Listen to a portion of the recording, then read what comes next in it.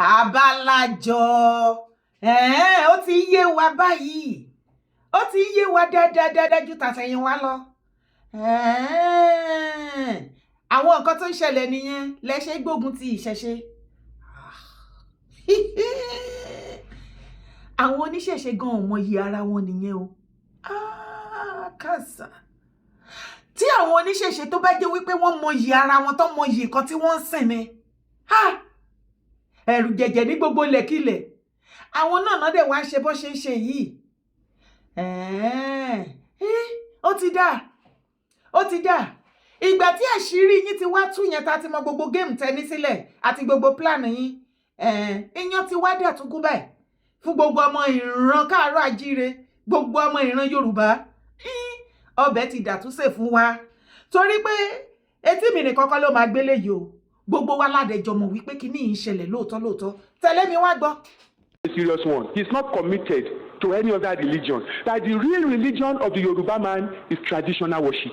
Their strategy for Yoruba land is that they will start an Islamic movement that looks like Christianity. That Islamic movement will be meeting for the Hausa Fulani. They want to provide social services. They want to give promotion to officers of Middle Belt and then capture resistant tribes by force, which is what I showed you part of it. Southeast, OIC says Christianity in the Southeast appears formidable, but it is mercantile Christianity. They say it can be bought and it can be sold. That's the word. It can be bought and it can be sold. They studied us and they said all you need to do is give the Igbo man sufficient money. He will drop the Bible, he will pick the Quran. And it is working beautifully. As of today, half of Abakaliki has converted to Islam. As of today, the largest Islamic study center in Nigeria is in Igbo land, in Ebonyi State. If you monitor the news, January this year, 18 young Igbo men converted to Islam at the National Mosque in Abuja. It was carried live on NTA. The governors of Sokoto and the governor of Bauchi gave each one of them 5 million naira each. Your governor, Rocha Sokorocha, gave them 2 million naira. Ex-governor Juzo Kalu gave them 1 million naira. Of course, Rocha has now turned around and said no, that he did not give them any money. Something that NTA carried. I've had the privilege to go to some parts of Igbo land and do this presentation. I have told the Igbo brethren, don't expect bomb. There will be no AK-47. Expect Naira rain. They will pump money into Igbo land. And they are pumping money into Igbo land. If you are from the East, please get in touch with our people there. Tell them everything is not money. Don't sell your birthright. 3 plans for Igbo land: encourage Muslim businessmen to go into partnership with the Igbos, encourage Igbos to become cattle rearers, encourage Igbo girls to marry Hausa Muslims. That's the plan. They have activated it. I'm telling you something that was planned 30 years ago.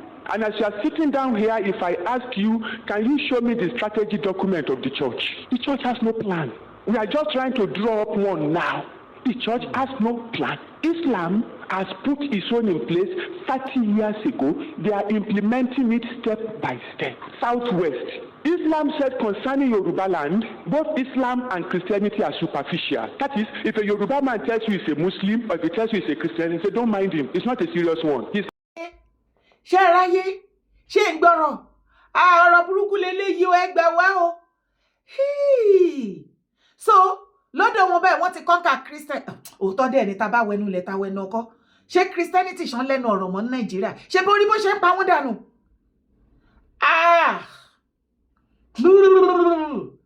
Ẹ gbà mí, ẹ ra mí kalẹ̀. So nígbà tó ti kọ́ńkà àwọn Christians sìn, tí wọ́n dẹ̀ ti kọ́ńkà Nigeria government, ìṣẹ̀ṣe nìkan ló kù. Òun ni wọ́n ṣe tí ìráyè penetrate lọ́dọ̀ wa sánsan. Ẹ̀yin oníṣẹ̀ṣe ẹ̀wà ẹja àtúnjókòjókò, àsìkò ti tó ẹja àtúnjókòjókò. Tó bá yẹ pé ẹ̀yin náà ni ẹ̀yin ló kù báyìí tó jẹ́ savior, ẹja àtúnjókòjókò, ẹja agbọ́nmọ́ tinú wa. Ẹ má jẹ́ ṣe yánmayànmá. Àsìkò tẹ́ lọ ń ṣoògùn fún àwọn Fúlàní ó ti kọjá. Má bá wọn gbowó lọ́wọ́ Fúlàní herdsmen tó ń dáràn kiri. Irọ́ ni. Ẹ má lọ gbé ìwé ògùn yín ká lọ tà fún wọn. Wàhálà ti dé. Owó wọn ní tí Yorùbá tí Ìgbò bá ti rówó bọ́mọdé bá ròyìn àṣàkàrà dànù sí gbóògùn dé. Wọ́n láwọn ọmọ Ìgbò tí wọ́n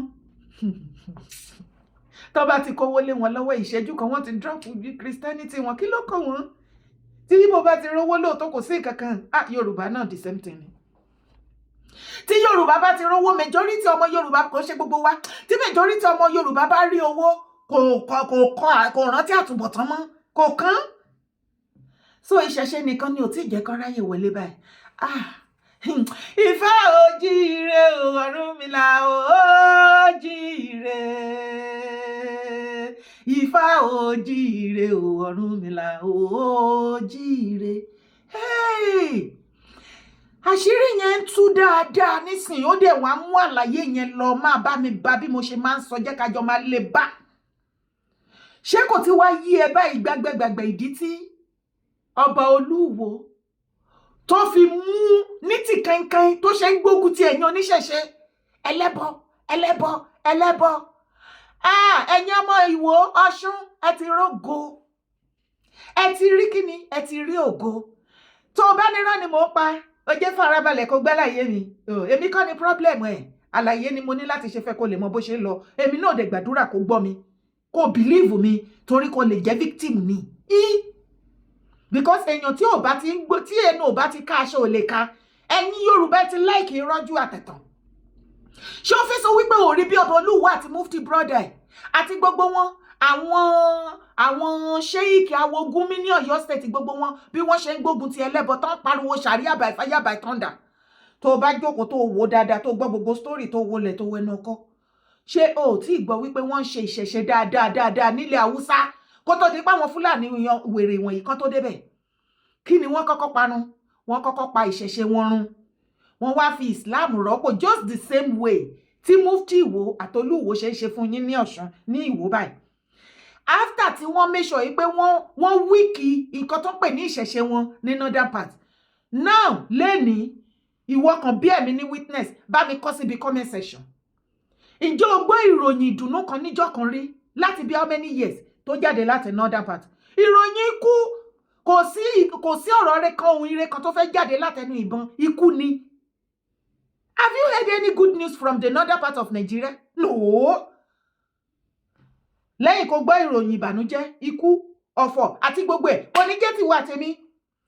Àwọn bí ìròyìn bí ní Zamfara o, wọ́n ti pa about 50 people. Ní Kano, wọ́n ti pa about 100 people. Ní dis gbogbo wọn káàkiri ní north, wọ́n ti pa, wọ́n ti kú, wọ́n dáná sun, wọ́n jí wọn gbé, gbogbo nǹkan tá ń gbọ́ ńbẹ̀ nìyẹn. Asif wípé kò sí nǹkan rẹ̀ kankan tó ṣẹlẹ̀ ńbẹ̀ yẹn. Mo ní Asif, kò sí nǹkan rẹ̀ tó ṣẹlẹ̀ ńbẹ̀, tó bá ní nǹkan rẹ̀ tó ṣẹlẹ̀ ńbẹ̀, wàá gbọ́ ń ta. Wọ́n kọ́kọ́ make sure wípé wọ́n kọ́kọ́ kọ́ńkà ìṣẹ̀ṣe wọn, tradition wọn. Wọ́n kọ́ńkà ẹ̀, wọ́n brainwash wọn, wọ́n jẹ́ kán máa rí bẹ́ẹ̀ ni wípé nǹkan tí Ọlọ́run lòdì sí ni, àbí nǹkan tí ò yẹ kán súnmọ́. Ìgbà tán ti wá wíkì wọn, tán ti ṣe everything. Ẹ wá rí bó ṣe ń pa wọn lógún lọ́gbọ̀n. Tó jẹ́ sí wípé gbogbo yín tẹ́ lọ believe wá sí ẹnu Olúwo. Ṣé ti wá rí wípé iṣẹ́ owó ẹ̀ ló ń ṣe? Tó o bá wá rí fídíò Olúwo láti òní ìlọ àti Mufti Ìwó tó múra kankan ẹlẹ́bọ. Wọ́n fẹ́ kọ́ńkà ilẹ̀ Yorùbá kí àwọn Fúlàní kó lè wá pa wá ní, at least ó ti fetí gbọ́ bì wípé kí ni ìṣẹ̀ṣe nìkan, òun nìkan tó kù tí Fúlàní tó ń bẹ̀rù tí wọ́n ti ṣe sọ ilẹ̀ Yorùbá di rádaràda. What are you still waiting for? Ṣé o ṣì máa believe wá sí ẹnu Mufti Ìwó tó ń pẹlẹ́bọ tó jẹ́ pé gbogbo wá sí wọn ẹlẹ́bọ àtolúwo ni? Ó ti tán. Tó bá tún ní irọ́ ni mo pa, kí ni ìtẹ̀mí lọ́wọ́ wọn ní all the chief imam in Yoruba land are 90% Fulani. In fact, all the chief imam in Lagos are all Fulani from Kwara who speaks Yoruba fluently. It is part of modern conquest. Tó jẹ́ sí wípé wọ́n mọ̀ ṣe bẹ́ẹ̀ ni Yorùbá gbogbo wa dẹ̀ lajú kalẹ̀. Ẹ̀yin politician, ó rẹ̀ pé ẹ̀yin lẹ máa gba, ẹ̀yin lẹ fẹ́ rọ́pò àwọn ọba tó tà wá lẹ́rú lọ́jọ́ kìíní àná. Ipasẹ̀ yín àti Mùsùlùmí ni wọ́n fẹ́ fi kọ́ńkà ilẹ̀ Yorùbá. Kò sí wàhálà, ó jọ máa ṣojú gbogbo wa ni. Ọmọ àfáà tó ní ìyàn máa mú ni, wàláì bàbá ò lè ṣe tírà fún kó jẹ. Ibẹ̀ ni kọ́kọ́ là lọ. Ẹ̀yin èèyàn mi, fídíò kan ló ń jà rìnrìn ní online tí ó dé ọwọ́ mi. Ẹ̀yin èèyàn má máa ṣe báyìí náà. Kí ló ń ṣe yín? Ẹ wá wo fídíò. Àwọn ọba tó lágbára Yorùbá tá a gbọ́dọ̀ rí fi ara wọn ni number 1 àwọn Aláàfin. àtàmọ̀ pé kí sáwọn ọba tó ń dé pálí kiri sí tẹ́ ń pẹ̀lú kẹ́ ń jọba aládùúgbò tó ń jọba tí ò ní tùmọ̀ yẹn mọ́ yẹn o ohun tó ń fi ń bàjẹ́ náà nìyẹn o tó ti ń sìn ẹni ọba kan náà ní bẹ́ẹ̀ ń bàdàn ọba ìpé méjì ń bẹ ọba ti ń lọ bí 1 million bàdàn kò tí ẹ̀ lójútùmọ̀ Aláàfin ọmọ Oòduà ni ìtàn yẹn mi lè sọ tóró ó dáadáa bàbá mi sọ fún mi tí mo mọ̀ gan ṣùgbọ́n ṣe rí ikú Aláàfin jẹ́ ọba tó ní àyà tó dẹ̀ strong ilẹ̀ Yorùbá tí ìbá ẹ̀kọ́ ló ṣe àwọn olóṣèlú náà wà àwọn ọba yẹn lẹ̀ àwọn olóṣèlú náà wà àwọn ọba yẹn lẹ̀ ọba lẹ́yìn Ọlọ́run ọba ló kàn tó máa ń pàṣẹ nílẹ̀ Yorùbá tó bá sọ pé nǹkan báyìí kò sí bẹ́ẹ̀ tó lè sọ pé bẹ́ẹ̀ kọ́ tí wọ́n bá sọ pé bẹ́ẹ̀ kọ́ bẹ orí ẹ̀dànù ni. ìgbà tí Ọọ̀ni wa ń bẹ láyé àwọn ọba tó lágbára Yorùbá tá a gbọ́dọ̀ rí fi ara wọn ni number 1 àwọn Aláàfin Ọọ̀ni of Ifẹ̀ àwọn Àwùjalẹ̀ àwọn bàtà mọ̀ pé kí sáwọn ọba tó ń dé pálí kiri sí tẹ́ ń pẹ̀lú kẹ́ ń jọba aládùúgbò tó ń jọba tí ò ní tùmọ̀ yẹn mọ́ yẹn o ohun tó ń fi ń bàjẹ́ náà nìyẹn o tó ti ń sìn. adìyẹ kò pálí. ẹ̀kọ́ àwọn kan kálukú kẹ́ ń jọba tí ò ní tùmọ̀ ń sìn ń jọba tí ò ní tùmọ̀. orú Ìbàdàn ń sìn tàbá ti gbọ́njú tá a ti mọ̀ ẹni ọba kan náà ní bẹ́ẹ̀ ń bàdàn ọba ìpé méjì ń bẹ ọba ti ń lọ bí 1 million bàdàn kò tí ẹ̀ lójútùmọ̀ ọba bẹ̀rẹ̀ ọba Yemẹtu ọba Sókà ọba Àwòrò gbogbo yẹn.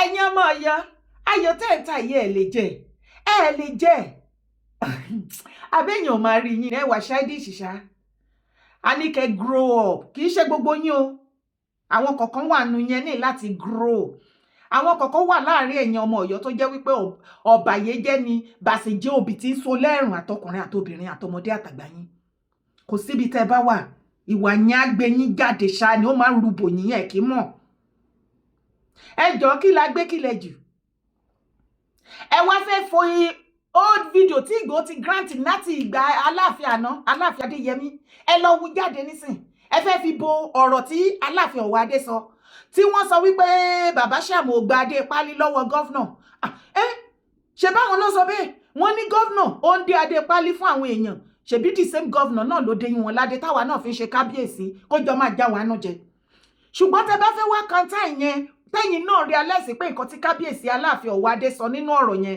statement yẹn wàláì ó run gbogbo ọmọ kó tó jíire nú ó run everybody inú pé kí ló dé gan ẹ̀yin lánàá ẹ̀yin lónìí ẹ̀yin lọ́la bí ẹ̀kọ́ apákọjẹ bẹ́ẹ̀ bá jáde wọ́n á rojọ́ bẹ́ẹ̀ sọ̀rọ̀ wọ́n á rojọ́ kí ló dé. ẹ mọ nǹkan tó yẹ ká ẹ ṣe mọ́ ẹ wá lọ wo video Ìgbòho àti ẹ̀jẹ̀ wípé ẹ fìfẹ́ hàn sí Ìgbòho ajé pé ẹ wà proud of Ìgbòho yẹn àti ẹ̀jẹ̀ wípé ẹ appreciate golden son tọ́lọ́run fi jogún fún yín bẹ́ẹ̀ Ìgbòho ìgbà tó wá sílé tó wá pọnyínlé àbí kò ṣe èèyàn ọmọ Ọ̀yọ́ ilẹ̀ ti ṣe ọ̀tẹ̀tẹ̀ ti plan ọ̀tẹ̀dé kó tó dé dídé tó dẹ̀ máa dé ṣebí ṣe lẹ bojú ẹ̀jẹ̀ àbí ìkan lára yín kọ́ ni ṣe fẹ́ jọjọ́ ọmọ Ọ̀yọ́ ni àbí ẹjọ́ ọmọ Ọ̀yọ́ ju òun lọ ni àbí ti gbàgbé pé ọmọ ládé Aláàfin Ọ̀ládé adé aládékúnnáná gbà fún Aláàfin torí ibẹ̀ yẹn kì í fẹ́ gbọ́ oríjìnà ọmọkọ Ọ̀yọ́ ni ẹ̀dẹ̀ halẹ̀ mú majority yín tẹ̀dẹ̀ máa ṣe bí olórí burúkú online ikú tí ń pakú jẹ ọmọ Ìgbòho ṣé ẹ lè dúró tẹ bá rí Ìgbòho ẹ lè dúró níwájú ẹ̀kẹ́ wíwíkúwì náà ni ó mà wá ga gan ni o ẹ̀yin ọmọ Ọ̀yọ́ ẹ̀yin kọ̀ọ̀kan ṣe wá ń ṣe rádaràda tẹ̀ ń ṣe rédèrèdè báyìí ẹ wá fẹ́ máa sọ wípé òkè o Ìgbòho náà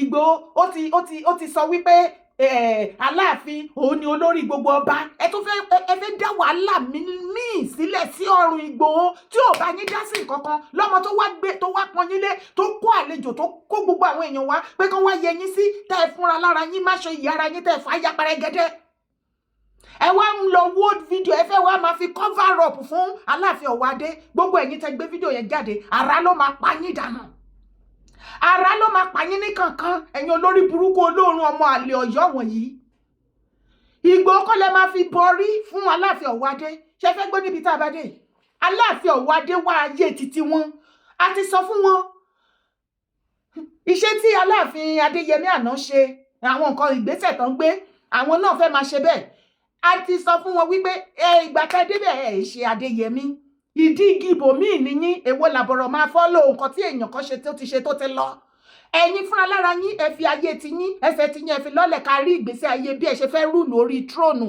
Aláàfin ṣùgbọ́n wọn ò rí ṣe tó jẹ́ sí pé wọn ò ní plan wọn ò ní anything and nobody has time ẹ wo ọ̀rọ̀ tó ń ṣẹlẹ̀ nínú Nàìjíríà ó pọ̀ ju pé ká máa ranjú mọ́ ọ̀dọ̀ tí yíyan ní kínní ìjàlẹ̀ wájà ẹ páàkì báyìí kẹ́ lọ máa jà ṣùgbọ́n kẹ́ wá wò wípé bóyá Ìgbòho kan ẹ fẹ́ fi bọrí fún Aláàfin Ọ̀wádé bàbá ńlá irọ́ lẹ́pa. Lóòótọ́ ni Ìgbòho sọ wípé àwọn ọba kan wà first class ni wọ́n, Aláàfin Ọọ̀ni ó dárúkọ wọn Àwùjalẹ̀. Kò sọ wípé kò wá mí pé kẹ wá máa twist ẹ̀ kẹ sọ wípé torí Ìgbòho ti sọ wípé Aláàfin olórí ọba pé kìíní kan kò sí nǹkan tó kàn mí ẹni tó bá jẹ́ olórí ọba ẹ̀yin lẹ́mọ̀ kí ilẹ̀ bàbá mi kó ṣàti wà òkè ni ẹ̀yin lẹ́ ń jàjà supremacy káàkiri. Olórí ọba tẹ̀dẹ̀ tó yìí ń sunkún èyí tó bá dẹ̀ sọ̀rọ̀ sí yín sìn kò ń pẹ́ yín ọ̀rọ̀ máa ń dùn yín gan mo notice ẹ̀ pé ó máa ń dùn yín gan ni. Ọ̀ọ̀ni là ń wò yẹn o wọ́n tún ti ṣí Coca-Cola o Fanta o ẹ máa rojọ́ ọ̀tẹ̀ kiri ayé ń lọ 2026 láwọ̀ February tó ti fẹ́ ẹ̀ǹdì tí rí nǹkan gidi kan báyìí gbé ṣe tá a lè sọ wípé a rí o nothing àfijọ́ òfò àtàdánù ẹ̀sìn mẹ́ta lọ́jọ́ kan aláìní tìjú ṣe wá pọ̀ lọ́yọ̀ọ́ gan báyìí kí ló ṣe yín gbogbo ẹ̀yin èèyàn tẹ́ bá rí fídíò tán sakuléètì kiri old video ni o ẹ rí bí o Chief Igboho ṣe praise Aláàfin ó lè má dárúkọ ọba Adéyẹmí bẹ̀ tẹ́ lọ gé àárín yẹn ṣùgbọ́n tó bá sọ wípé Aláàfin wọ́n strong wọ́n ṣe gbá wọ́n ṣàwo ṣe ti gbàgbé wípé Chief Igboho kọ́ má close mọ́ Aláàfin Adéyẹmí àná ọmọ wọn nìyà wọ́n ní rapport kò ń ṣe somebody tún lè ṣe somebody balẹ̀ jẹ́ ìgbà tí bàbá Aláàfin àná tó wà láyé ọmọ wọn ní Igboho wọ́n jọ wọ́n rò pọ̀ dáadáa ìgbà t'Aláàfin èní dẹ̀ ti sọ wípé rárá tí àwọn jagunjagun wọn tán ti wá pínlẹ̀ ẹ̀bẹ̀ tán ti ní pé kí Aláàfin Ọ̀wádé kó má bá Ìgbòho ṣe o kó má ṣe gbá kó má ṣàwo ní kíni ṣé Ìgbòho náà lẹ wá fi ń wọlé tó yẹn àwa ti gbà á ẹ̀yin ti tánú àwa ti gbà á nìyẹn ẹ má ever fi Ìgbòho bọ orí fún bàbá Aláàfin Ọ̀wádé Aláàfin Ọ̀wádé wáyé títí wọn Ìgbòho wáyé títí ẹ̀ gbogbo nǹkan tí Aláàfin Ọ̀wádé bá ti sọ kí wọ́n stand kan fàyà rọ fúnra lára wọn kẹ́yìn ọmọ Ọ̀yọ́ tẹ̀dẹ̀ ń tì wọ́n kẹ́ ẹ fàyà tí fúnra yín ẹ má ever try wípé ẹ fẹ́ lo ẹja lẹja jẹ́ sanra nínú ibú kò sí nǹkan tó kọ ọ̀rọ̀ Ìgbòho nínú nǹkan tó ń ṣẹlẹ̀ àbí kò tí ì yé yín àwọn àbí kò ṣe dìsẹ́mì Ìgbòho tó kó àwọn èèyàn olóríire bó tó mọ̀nà àbúrò tó wá yẹ yín sí tó wá pọn yín lé tẹ fúnra lára yín má ṣe yẹ ara yín tẹ fà á ya tẹ ṣáná sí pàkà tó jóná kí ló tún wá kù ṣé Ìgbòho yẹn lẹ wá tún gbé sìn ní tìjú Ọlọ́run ẹ̀yin kan wà lọ́yọ̀ọ́ yẹn tó jẹ́ pé ìjọ tó ń pín tìjú wà láì sílé aláwọ̀ láì sílé ìbàjẹ́ pé ẹni tìjú ni ẹni tìtàn bá sọ pé nípa Ìgbòho ṣe ló yẹ ká ẹ fọrọra ṣe báyìí torí pé ẹ ti ṣẹ̀sín ẹ ti fira yín ṣẹ̀sín ẹ̀sìn tẹ ṣe ní láti ẹ̀yẹn forever lẹ máa jìyà tí ìmọ̀ kankan àwọn ṣe bí Ìgbòho jámọ́ kankan lọ́dọ̀ yín lọ́yọ̀ọ́ ni àwọn tó dẹ̀ mọ̀ yìí ẹ̀ wọ́n ti gbà lọ́wọ́ yín lè rí gbà mọ́.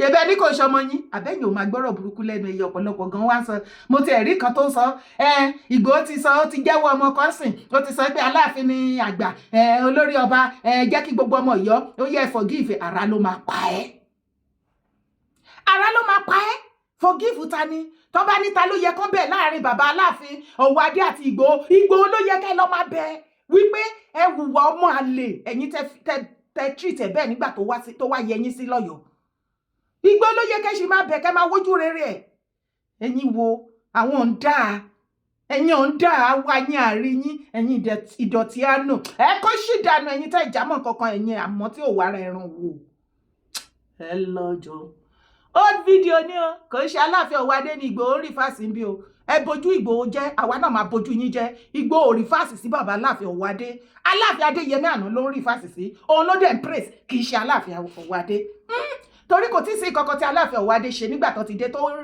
ẹ̀ má jí pé ká máa praise wọn àbíjàre bàbá Aláàfin Ọ̀wádé kí lẹ ti gbé ṣe bá wa dárúkọ ẹ̀ ká lè mọ bá ṣe máa praise yín ni o torí àti ìrí nǹkan kan ìjà ojoojúmọ́ wàhálà lẹ̀ ń dá sílẹ̀ ó dẹ̀ pé ìkọ̀tẹ́ wá fi tróònù yín ṣe nìyẹn máa ṣe lọ ẹ̀yin lẹ́mọ orúkọ tèmi ò yí padà Ìyèdára Kòwé ni mò ń jẹ́ kò má gbàgbé láti bá mi ṣe kó dọ́dọ̀ àwọn ọmọ Ọ̀yọ́